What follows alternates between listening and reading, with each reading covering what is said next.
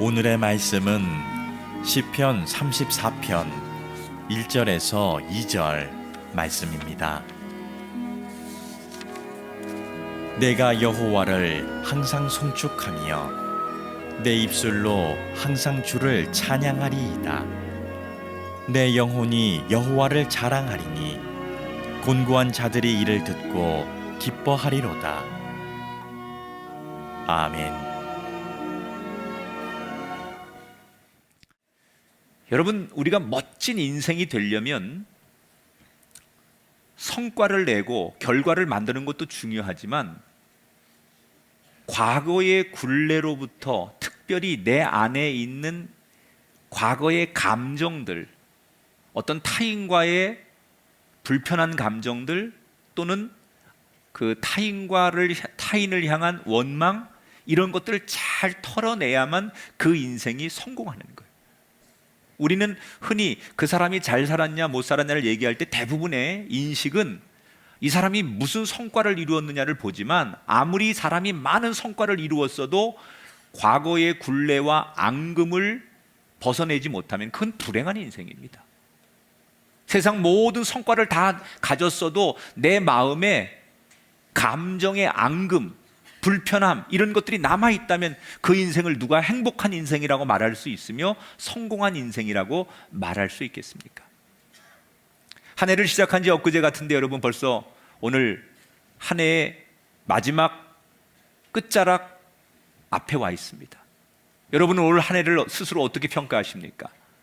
좋았던 일도 있을 거고 아쉬웠던 일도 있었을 겁니다. 어떻게 하면 우리는 2018년 한 해를 잘 마무리하고 새로운 한 해를 맞이할까? 가장 좋은 거, 내 안에 있는 감정의 찌꺼기들, 세상 사람들 속에 살면서 불편한 그 앙금, 이런 것들을 어떻게 털어낼까? 세수를 새 부대에 담아야 하는데 아무리 세수를 부어도 부대 자체가 아직도 그 앙금의 찌꺼기, 감정의 찌꺼기들이 남아있는 상태에서 새로운 한 해로 간다면 과연 2019년이 여러분에게 행복할 수 있을까? 그래서 오늘 저는 이 답을 성경에서 찾고 싶어요. 시편 34편, 다윗의 이야기인데 과거의 굴레로부터 또는 과거의 어떤 사람과의 악연으로부터 이 모든 감정을 훌훌 털어버리고 다시 일어났던 다윗의 이야기를 통해서 우리는 오늘 성경에서 어떻게 하면 내 감정에 이런 것들을 잘 털어낼 수 있을까? 이 다윗은 베들레헴의 유력한 집안의 아들로 태어납니다. 아버지가 이새지요. 막내 아들로 태어나요. 그런데 그게 좋은 건지 싫은 건지 모르겠지만 자기 위에 형이 7명이 있더라는 거예요. 태어나 보니까. 그래서 그 쟁쟁한 형들 밑에서 다윗은 주눅이 들어서 평범한 인생으로 사는 것이 그의 꿈이었어요. 여러분, 다윗이 무슨 야망이 있거나 인생에 큰 비전이 있는 사람이 아니었습니다. 그 쟁쟁한 형들을 보면서 나 같은 사람이 뭘 할 수 있어? 다 뭐 집안도 또는 이렇게 다른 일도 형들같이 출중한 사람이 하는 거고 나는 그저 목자로 아버지 밑에서 평범하게 사는 게 내 꿈이야. 이게 원래 다윗의 꿈이었어요. 그런데 어느 날 이 다윗이 그냥 사무엘 선지자를 통해서 일방적으로 왕으로 임명이 됩니다. 그리고 얼마 뒤 이 다윗은 전쟁터의 형을 면회에 갔다가 그 자리에서 성령의 강권적인 감동을 받고 블레셋 장군 골리앗을 이기게 됩니다. 그래서 졸지에 하루아침에 그는 국민적인 영웅이 되고 왕의 사위가 되고 왕궁에 들어가게 됩니다. 인생이 내가 생각지도 않은 걸로 막 굴러가는 거예요. 그런데 그 행복이 오래가지 못합니다. 왜?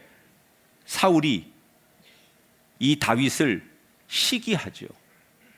아직은 내가 현존하는 왕인데 다음 차기 주자가 너무 강력하고 사람들이 그를 좋아하니까 이 사울이 그를 견제하고 그리고 그에 대한 그 자그마한 질투의 감정, 미움의 감정이 점점점 커져서 이걸 방치하다 보니까 다윗에 대한 증오감이 생겨서 다윗을 죽이려고 합니다.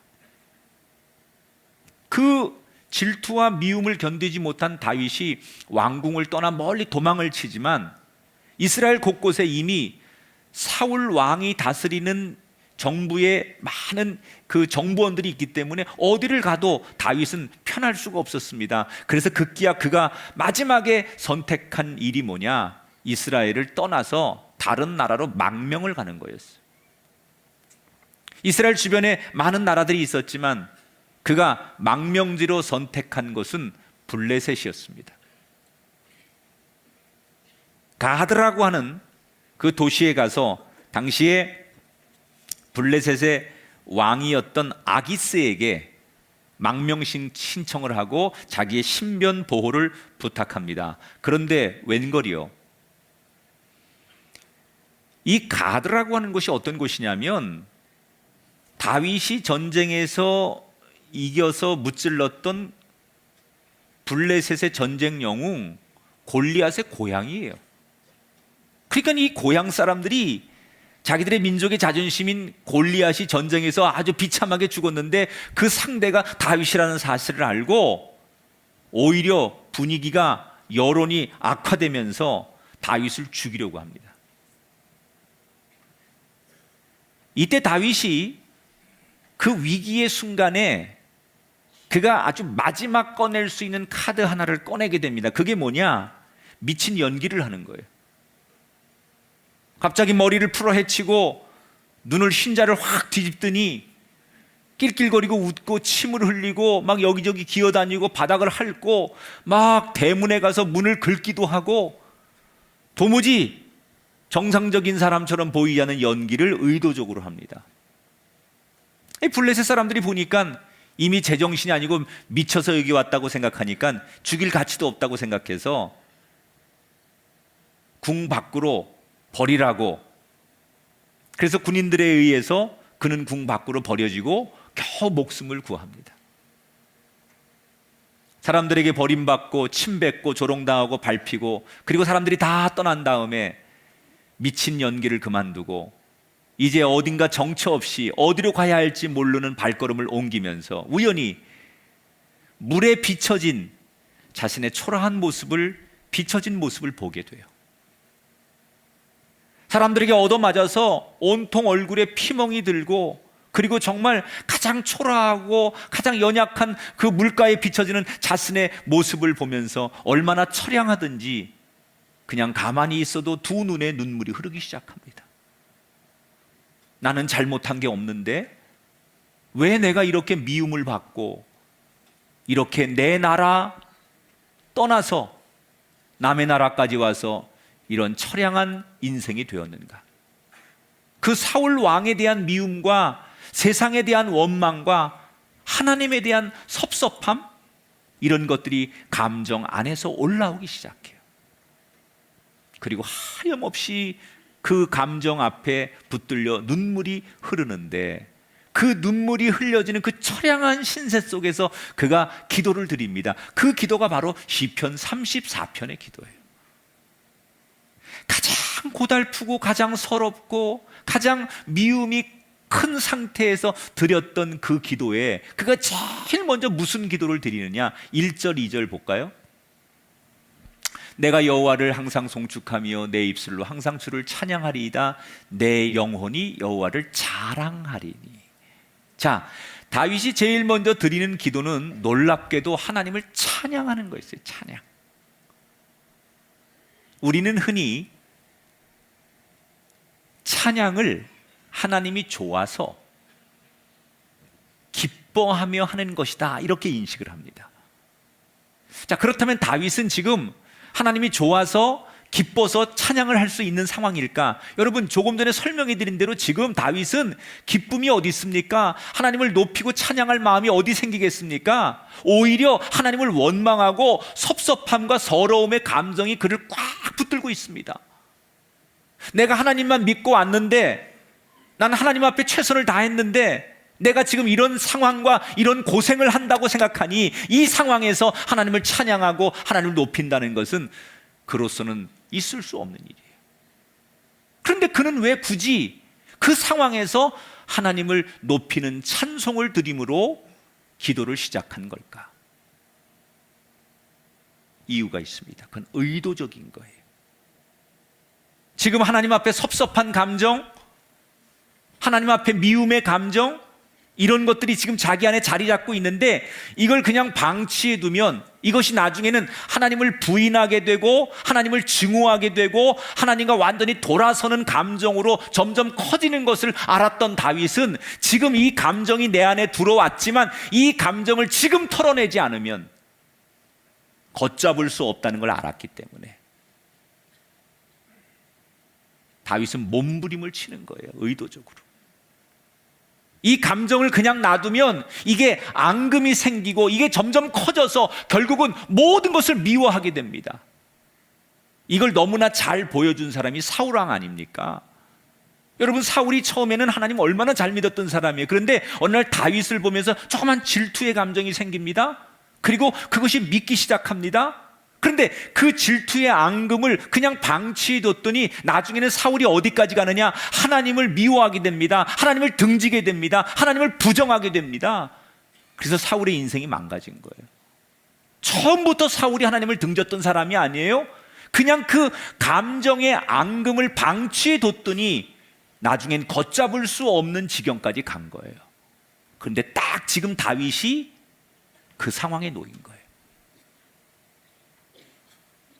지금 상황은, 지금 처지는 너무 괴롭고 너무 속상하고 너무 힘들지만 이걸 방치해두면 나도 사울처럼 하나님을 완전히 부정하는 인생으로 간다는 걸 알았기 때문에 힘들지만 지금의 이 감정을 털어버려야 되겠다.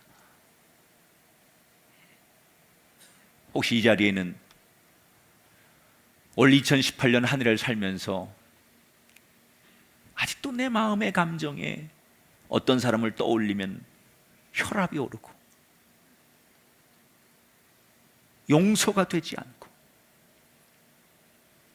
아니 거기까지는 아니어도 그 사람 만나고 싶지 않은 불편한 그런 감정들이 있습니까? 여러분, 그게 더 커지기 전에, 그게 눈덩이처럼 점점점 더 커져서 내가 통제할 수 없는 지경에 오기 전에 지금 털어버리셔야 돼요. 어떻게 터냐? 억지로라도, 몸부림을 쳐서라도, 내가 울면서라도, 다윗처럼 너무너무 초라하고 너무너무 힘들고 너무너무 하나님 앞에 섭섭하지만 몸부림치는 거예요. 하나님을 찬양합니다. 하나님, 당신이 맞습니다.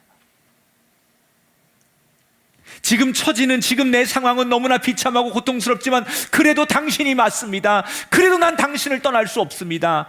이렇게 몸부림치는 이런 노력이, 이런 의지가 있어야 우리의 감정이 정리되는 거예요. 울더라도 하나님을 부르세요. 입이 열리지 않을 만큼 힘들어도 억지로라도 하나님을 부르세요. 그럴 때 여러분 안에 있는 서러움의 감정, 미움의 감정, 새해로 절대로 가져가면 안 되는 감정을 오늘 내일 털어버리게 될 줄 믿습니다. 2019년을 맞이하셔야 되는데 지금 그 마음, 그 감정 그대로 방치하고 그대로 넘어가면 여러분의 부부관계, 부모 자식 간의 관계, 교인들과의 관계, 여러분 절대 행복할 수 없어요.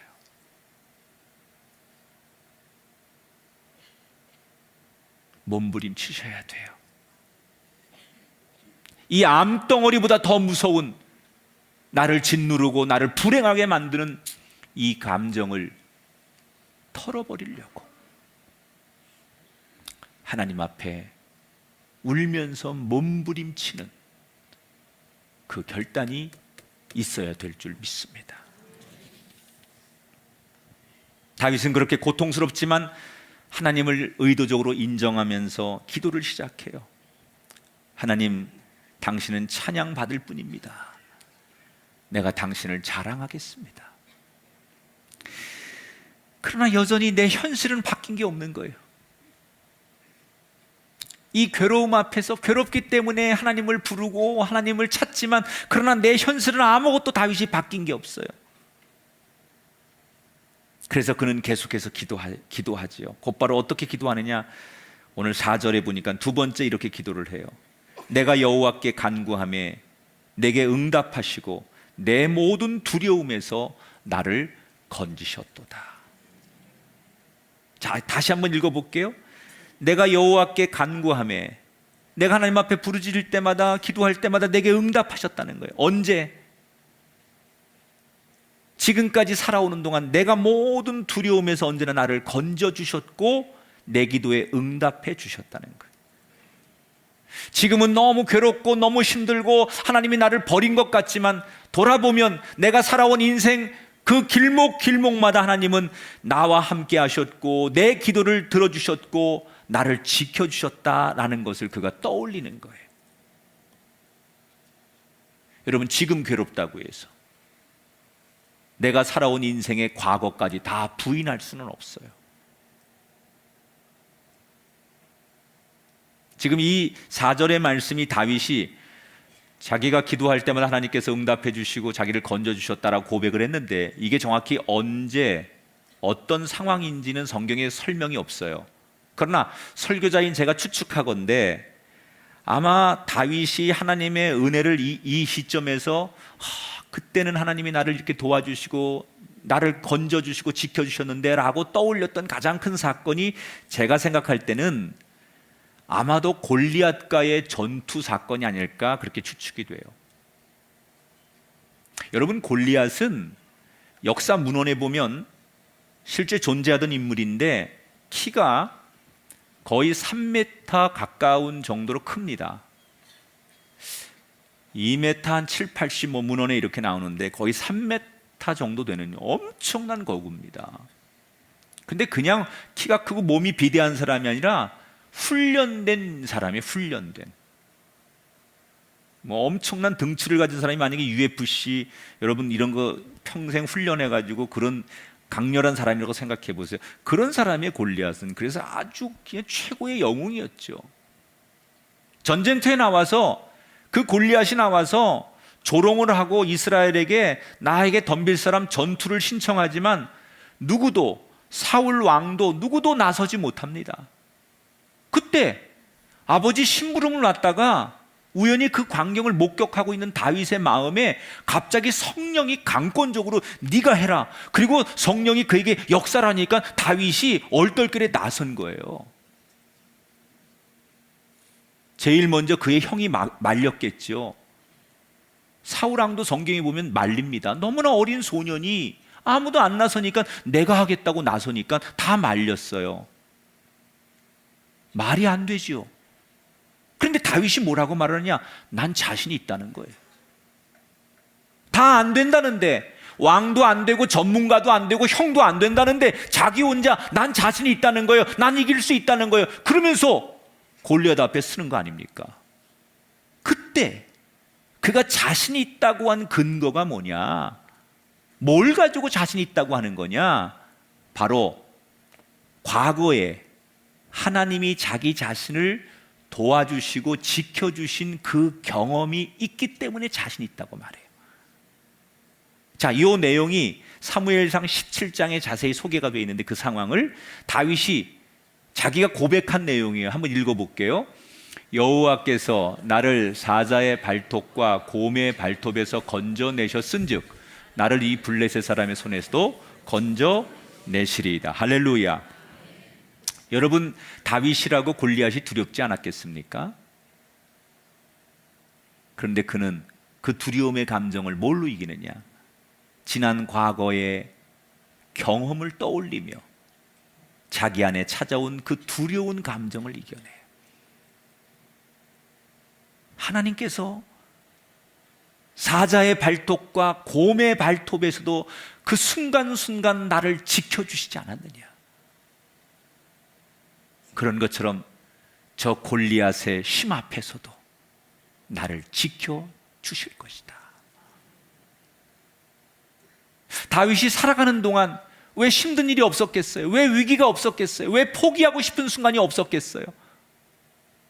지금 이 순간도 하나님이 너무나 원망스러운 상황이에요. 그런데 그가 그런 감정이 찾아올 때마다 힘들고 포기하고 원망스럽고 모든 걸 다 내려놓고 싶은 그런 인간적인 감정이 들 때마다 그가 그것을 극복했던 노하우 중에 하나가 뭐냐? 지금까지 나와 함께 하셨던 하나님의 은혜를 떠올리며 자기 입으로 고백하는 거예요.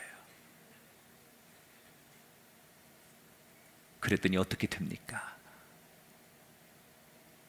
하나님이 그를 이기게 하시는 거예요. 여러분 이런 말 들어보셨어요? 말이 생각을 지배한다. 따라합시다. 말이 생각을 지배한다.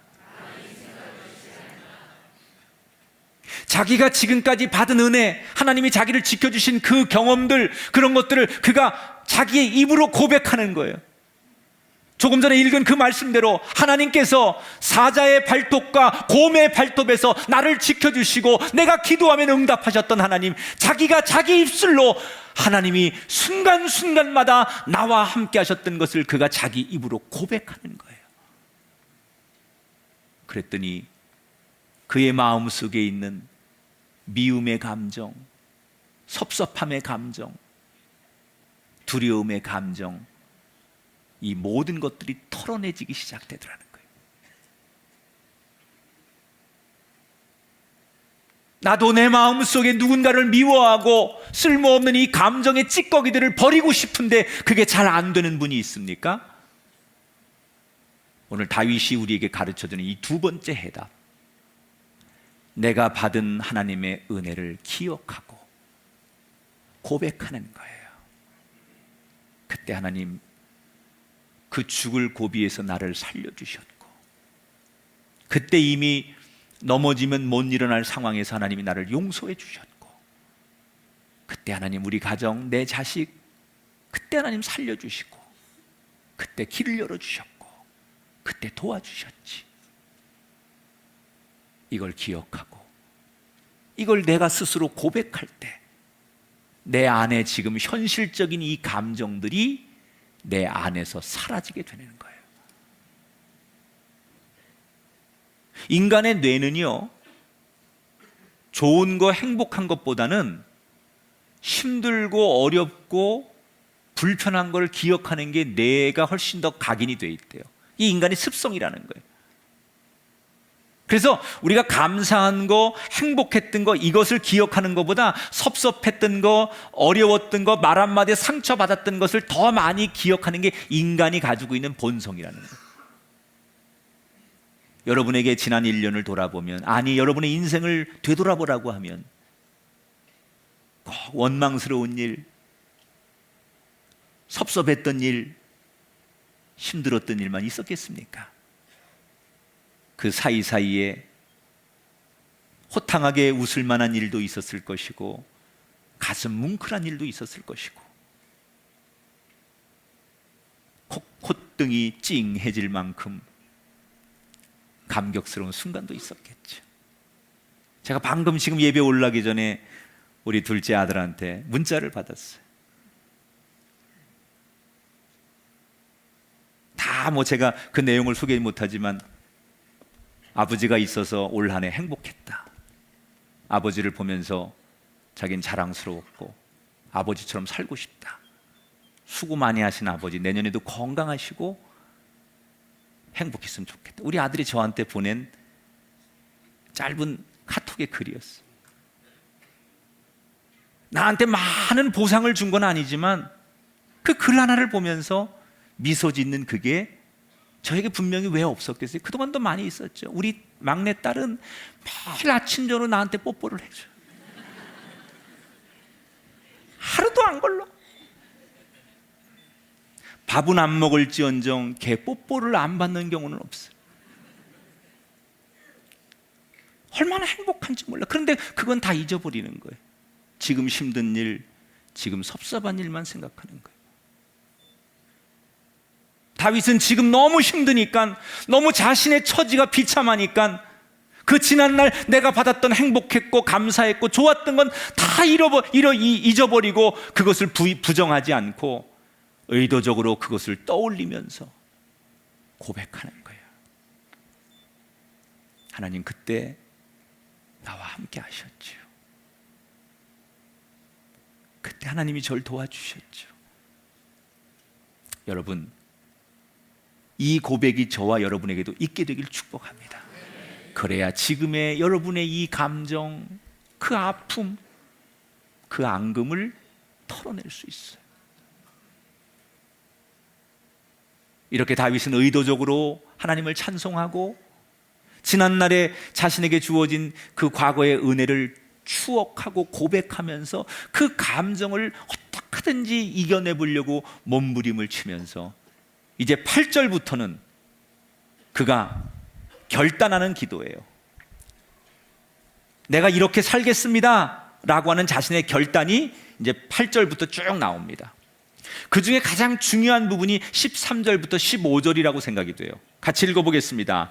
내 혀를 악에서 금하며 내 입술을 거짓말에서 금할지어다. 악을 버리고 선을 행하며 화평을 찾아 따를지어다. 여호와의 눈은 의인을 향하시고 그의 귀는 그들의 부르짖음에 기울이시는도다. 이 말은 이런 거예요. 주님, 내 입술로 악한 말, 거짓말 하지 않겠습니다. 무슨 일을 만나든지 내가 악한 일은 피하고 선을 행하고 평화를 구하겠습니다. 다시 말하면 결단하는 거예요. 지금 내가 처지가 이렇고 내 형편이 이렇지만 내가 절대로 그렇다고 해서 세상 사람과 똑같이 살지 않고 하나님 앞에 의롭게 살겠습니다라고 자기가 자기 입술로 결단하는 거예요.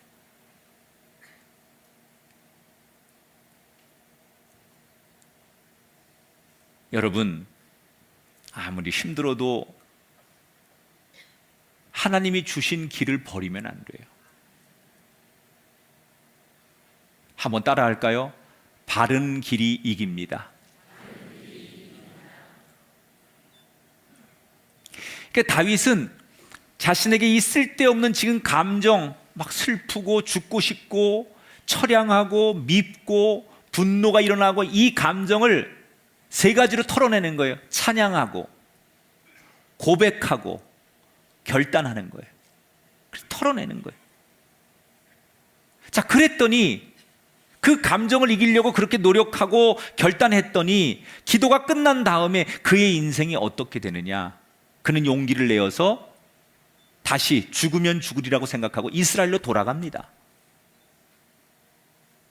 이스라엘을 떠나면 살 거라고 생각해서 망명을 가고 망명 신청을 했는데 거기서 더 어려운 일이 생기고 이렇게 비참해지니까 차라리 죽어도 내 나라 내 땅에서 죽자 그리고 다시 망명을 거두고 이스라엘로 돌아가는 거예요. 그리고 그가 어디로 가느냐? 아둘람이라고 하는 동굴에서 혼자 지내게 돼요. 이스라엘에 들어가서. 그런데 그때 하나님께서 놀라운 일을 보여주시는 거예요. 자, 사무엘상 22장 2절 어떤 일이 있었는지요? 환난당한 모든 자와 빚진 모든 자와 마음이 원통한 자가 다 그에게로 모였고 그는 그들의 우두머리가 되었는데 그와 함께 한 자가 400명 가량이었더라. 이 다윗이 이렇게 억울하게 떠돌다가 지금 다시 이스라엘로 돌아왔다는 얘기를 듣고 다윗처럼 비슷한 마음과 상황을 가진 그런 감정을 가진 사람들이 다윗 앞에 속속히 모여드는데 이 사람들이 다 억울하고 한이 있고 이런 사람들이에요. 이런 사람들이 모였는데 얼마가 뭐예요? 400명이 모였다는 거예요. 400명이. 몇 명이 모였다고요? 400명이. 다윗이 나 혼자인 줄 알았어요. 아무도 내 편이 없는 줄 알았어요. 그런데 바른 길을 가겠다고 결단했더니 하나님께서 준비해 주신 400명을 붙여주시는 거예요. 아, 하나님이 날 버리신 게 아니었구나. 나를 위해 준비하고 계셨고 나를 주목하고 계셨고 나와 함께 하셨다는 것을 체험하게 되는 거예요. 이때 다윗이 이 400명들을 통솔하면서 왕이 되기 위한 수업을 받는 거예요. 이게 훗날 왕이 되기 전에 이 아둘람 동굴에서 오합지졸 같은 개성이 강하고 상처가 있고 원한이 많은 이 사람들을 모아서 이들을 잘 통솔하고 융합하고 이들에게 리더십을 발휘하면서 비로소 다윗이 훗날 왕이 되기 위한 체험과 수업을 하기 시작하는 거예요. 여러분, 하나님은 저와 여러분을 위해 다 준비해 놓으셨습니다. 때때로 세상이 우리를 힘들게 하고 수많은 감정들이 우리를 힘들게 할지라도 우리는 신실하신 하나님을 찬양하고 나를 한 번도 버린 적 없이 도우셨던 그 하나님의 은혜를 기억하며 고백하고 끝까지 믿음의 길로 가겠다고 결단하는 순간 우리는 감정에 휘둘리고 감정의 노예가 아니라 이 감정까지도 다스릴 수 있는 창조주 하나님의 아들, 딸이 될 줄 믿습니다. 혹시 여러분 한 해를 보내면서 내 마음속에 이러면 안 되는데 이런 감정, 이런 불편한 생각들, 이런 잘못된 생각들을 앞에 무릎 꿇고 끌려가고 속수무책으로 당하는 인생이 아니라 내가 스스로 이겨내고 털어내고 정리하고 새로운 한 해를 넘어가시길 축복합니다. 이 시편 34편은 그래서 참 우리들에게 위로가 되는 시예요.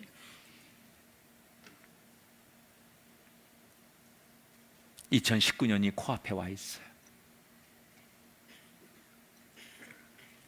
여기서 오늘 내일 이 말씀 앞에 결단하지 않으면 우린 2019년 넘어가는 의미가 없어요. 울더라도 몸부림치세요. 울더라도 하나님 앞에서 울어야 돼요. 그리고 하나님을 인정하셔야 돼요. 아무리 섭섭하고 아무리 고달프고 아무리 힘들어도 하나님을 인정해야 돼요.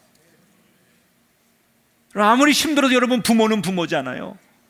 아무리 속썩여도 여러분 자녀는 자녀잖아요. 그 근본은 바뀌지 않는 거예요. 아무리 힘들어도 하나님을 고백하고 하나님을 인정해야 돼요. 그리고 받은 은혜를 일부러라도 떠올려 보세요. 그리고 결단하시는 순간 여러분의 2019년은 시온의 대로가 열릴 줄 믿습니다. 우리의 감정을 다 정리하고 출발하는 복된 하나님의 백성들이 되시기를 주님의 이름으로 축원합니다.